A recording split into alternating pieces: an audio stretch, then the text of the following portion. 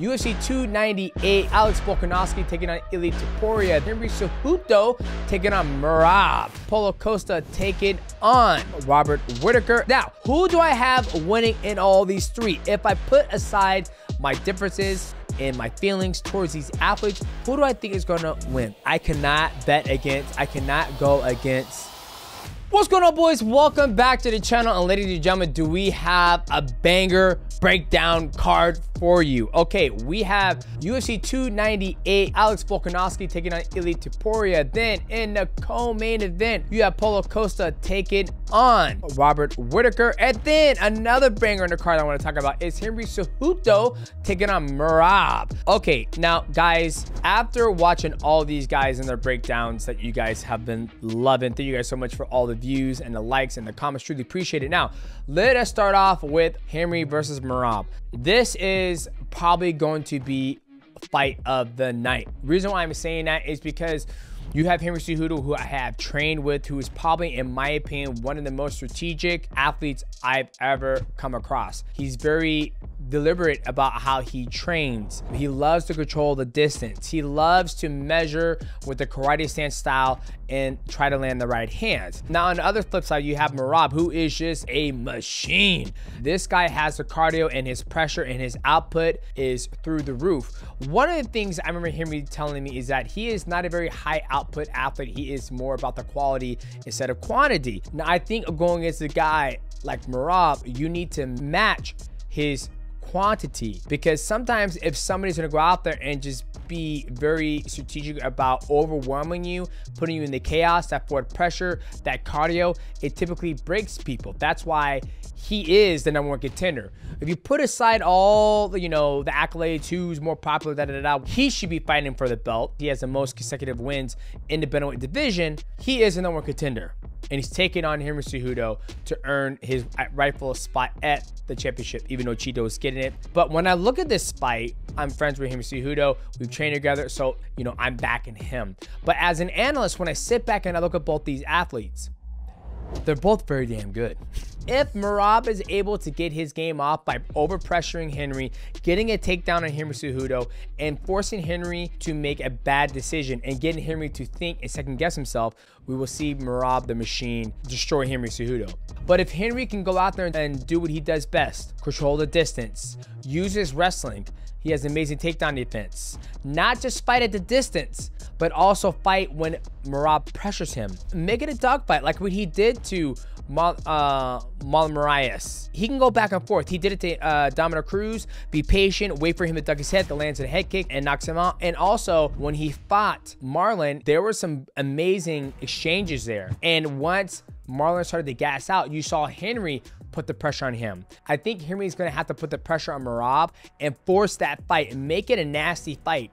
Okay, because somebody's gonna make a mistake when you make it a nasty fight. So that is my prediction on that. I don't know who's gonna win. We'll see. But let's move forward. As you guys all know, this video is sponsored by PRIZEPICKS. Now, ladies and gentlemen, PRIZEPICKS is a daily fantasy game where you guys get to make picks against the projections. And ladies and gentlemen, the projections are out for these fights. Now, I already went ahead and locked in some picks, but at the time of filming, they have Alex Volkanovski landing 85.5 significant strikes. Now, ladies and gentlemen, I'm going to take accountability that I'm going to go with less.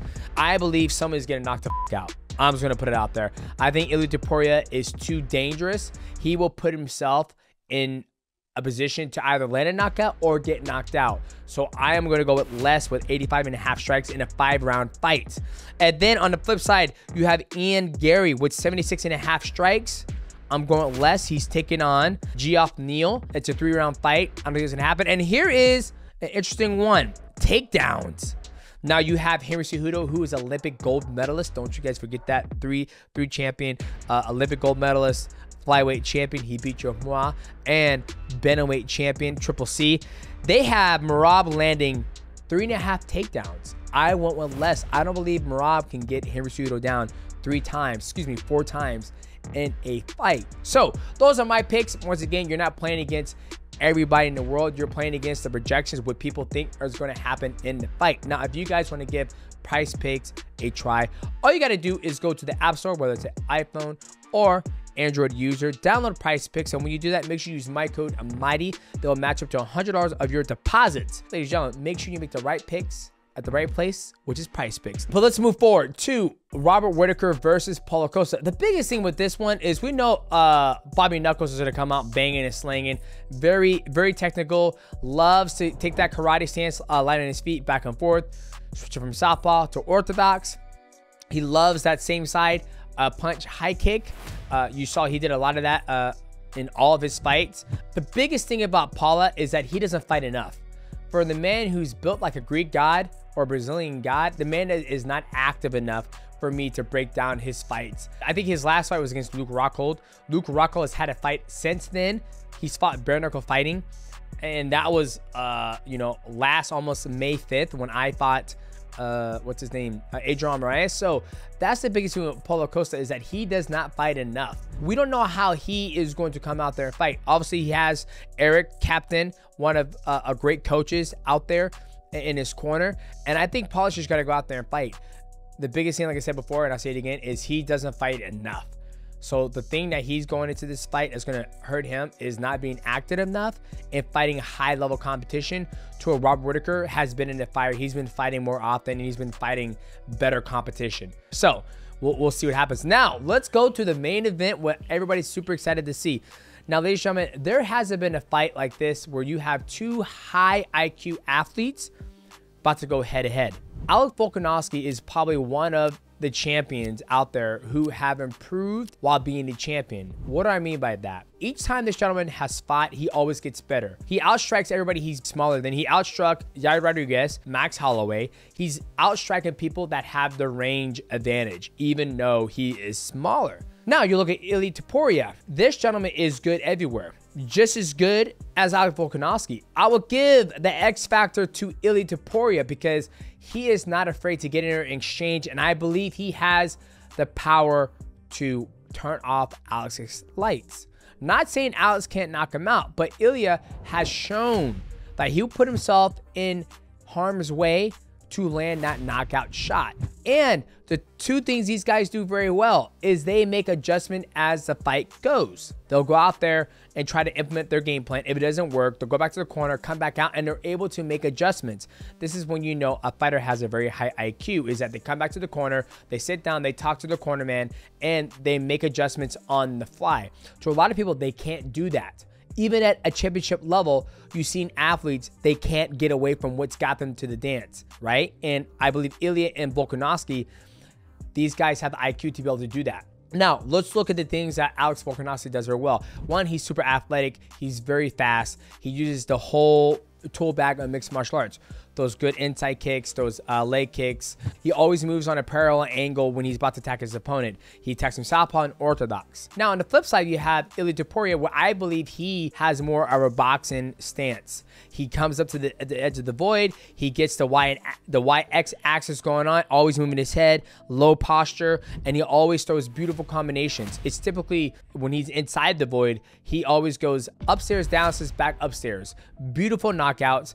And when he drops his opponents, he's always looking to pass. He did that when he fought Josh Emmett. He dropped him. First thing he did was pass the legs. That's when I was like, okay, this guy knows what he's doing. He's not going to stop at the edge of the ground, go in the guy's guard and start punches, right? That was one of the biggest things that I noticed about that. Now, who do I have winning in all these three? If I put aside my differences and my feelings towards these athletes, who do I think is going to win? One, it is very hard to say, but I cannot go against Alex Volkanovski. He has proved me time and time again. Yes, he stumbled his last two fights against Islam Makhachev. One, a bigger athlete. Two, a well-rounded athlete.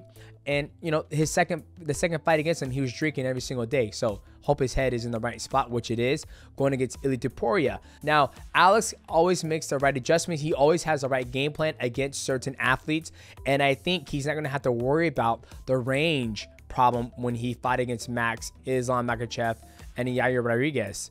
Not saying that Ilia Topuria can't win, because Ilia Topuria has not shown one chink in his armor. The only chink in his armor is that this is going to be the highest IQ fighter he's going to be fighting against. So If I had to pick and choose, I'm going to go with Alex Volkanovski because he has to give me a reason why not to pick against him. Now, let's flip this script. Robert Whittaker versus Paulo Costa. Now, the biggest thing with this fight, I just don't feel Paulo Costa has been active enough, right? And that always doesn't play very good. So I'm going to go with Robert Whittaker. Even though I love Paulo Costa, I met him, hung out with him. Not hung out with him, I met him. Great team, great guy. But if I had to pick and choose, I'm going to go with someone who's been more active, right? Now, the Cejudo versus Merab. I don't know who's going to win that one, boys. But make sure you guys come back here for my live reactions. And if you guys like this video, make sure you like, subscribe, and also hit the bell to know when we go live. Cheer! Well, damn.